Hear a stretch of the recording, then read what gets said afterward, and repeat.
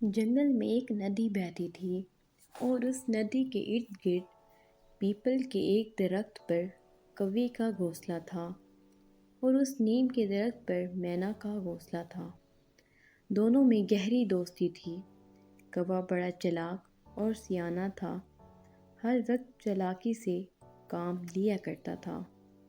اس کے برعکس مینا سیدھی اور رحم دل تھی اور وہ ہر کسی کے کام آتی تھی۔ اس کے برعکس کوا سارا دن جنگل میں ادھر سے ادھر اٹھتا پھرتا اور جو کھانے کی چیز نظر آتی جھپٹ کر لے اڑتا۔ ایک رات مینا کے گھر مہمان آ گئے۔ مینا خوشی خوشی کھانا پکانے لگی۔ مہمانوں کے بچے مینا کے بچوں کے ساتھ کھیلنے میں مصروف ہو گئے۔ اتفاق سے نمک دان میں نمک ختم تھا۔ مینا بڑی پریشان اور فکر مند تھی۔ اب رات گئے وہ نمک کہاں سے لاتی؟ سوچا چلو کوے کے گھر سے نمک لے آتی ہوں۔ مینا جلدی سے کوے کے گھر کا دروازہ بجانے لگی۔ کوے کے گھر میں اندھیرا تھا۔ کوا اندر سے چیخا، کون ہے؟ کیوں دروازہ پیٹا جا رہا ہے؟ مینا بولی، ارے میں ہوں بھائی، کوے تمہاری بہن مینا۔ کوا بولا، اوہو، شاید مینا میرے لیے کھانے کی کوئی چیز لے کر آئی ہے۔ کوا دوڑتا ہوا دروازے پر آیا۔ جلدی سے دروازہ کھولتے ہوئے محبت سے کہنے لگا، اوہو مینا بہن، بھلا اتنی رات گئے خود کیوں آئی؟ مجھے بتا دیتی، میں خود آ جاتا۔ مگر جب اس نے محسوس کیا کہ مینا کے پاس تو کچھ نظر نہیں آ رہا تو بڑی مایوسی ہو گئی اور وہ روکھے انداز سے بولا، کیا بات ہے؟ وہ کوے بھائی، معاف کرنا، آپ کو رات گئے تکلیف دی ہے۔ مجھے کچھ نمک چاہیے، گھر مہمان آ گئے ہیں۔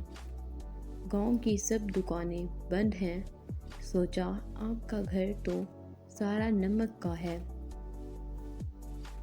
آپ سے نمک لے لوں، مہربانی کر کے مجھے تھوڑا سا نمک دے دیں۔ تمہارا دماغ تو خراب نہیں ہو گیا بھی مینا؟ اتنی رات گئے آ کر نہ صرف میری نیند خراب کر دی ہے بلکہ میرا موڈ بھی خراب کر دیا۔ لو بھلا میرے گھر نمک کا گودام ہو گیا جو نکال کر دے دوں، جائیے اپنا کام کریں۔ مینا بولی، آپ کا گھر نمک کا ہے، ویسے بھی جھڑ جھڑ کر دیگر جگہوں پر گرتا رہتا ہے، تھوڑا سا نکال کر دے دو، کھانے میں ڈالنا ہے۔ ارے جاؤ، کیا مجھے پریشان کرنے آ گئی ہو؟ کوے نے غصے سے آنکھیں نکالتے ہوئے کہا۔ مینا کوے کے طرز عمل سے بڑی حیران ہوئی۔ وہ سوچ بھی نہیں سکتی تھی کہ کوا اتنا مغرور اور احسان فراموش ہوگا۔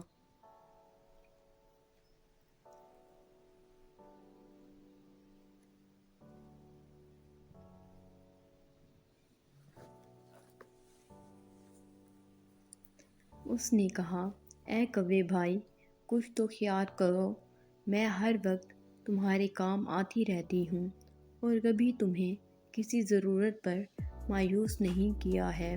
آج پہلی بار مجبوری میں تم سے ذرا نمک مانگنے کیا آ گئی، تم مجھ پر برس پڑے ہو۔ ارے جاؤ بھی مینا، خواہ مخواہ لیکچر نہ دو۔ اور یہ کہتے ہوئے گھر کا دروازہ بند کر دیا۔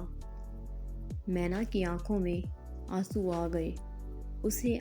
اسے کوے سے اس قسم کی قطعاً امید نہیں تھی۔ بیچاری آنسو بہاتی گھر واپس آ گئی۔ بیچاری مینا نے مہمانوں کو بغیر نمک کا کھانا کھلایا۔ واقعی کوے نے بڑی بے حسی کا مظاہرہ کیا تھا۔ کھانا کھا کر سب سو گئے۔ اچانک ٹھنڈی ہوا کے جھکڑ چلنے لگے اور آسمان پر ہر طرف بادل چھا گئے اور پھر بارش ہونے لگی۔ بارش کی تیزی کی وجہ سے درخت شور کرنے لگے۔ ہوا کے جھکڑنے درختوں کی ٹہنیاں جھولنے لگی۔ بسیرا کرنے والے پرندے اپنے اپنے گھونسلوں میں ڈبکنے لگے۔ مینا کا گھر تو موم کا بنا ہوا مضبوط تھا، بارش سے اور مضبوط ہو گیا، مگر کوے کا گھر جو نمک کا بنا ہوا تھا، بارش کے ایک ہی ریلے میں تتر بتر ہو کر پانی میں بہہ کر ختم ہو گیا۔ کوے کا برا حال ہو گیا، سارا دن بھیگتا ہوا ادھر سے ادھر چھپنے کی کوشش کرنے لگا۔ کسی جانوروں نے بھی اس سے اظہار ہمدردی نہیں کیا۔ آخر گرتا پڑتا مینا کے گھر آ گیا، دروازے پر جا کر آوازیں لگانے لگا، مینا بہن، دروازہ کھولو، میں مرا جا رہا ہوں۔ مینا نے جلدی سے دروازہ کھول کر دیکھا، کوا بری طرح بارش میں بھیگا ہوا سردی سے تھر تھر کانپ رہا ہے۔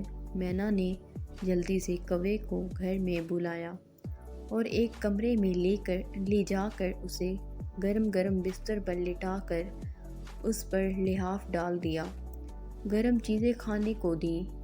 کوا بڑا شرمندہ ہو رہا تھا کہ اس نے مینا کے ساتھ کتنا خراب سلوک کیا تھا۔ میں بھی اسے منع کر سکتی تھی، مگر مینا نے میرے سے بدلہ نہیں لیا۔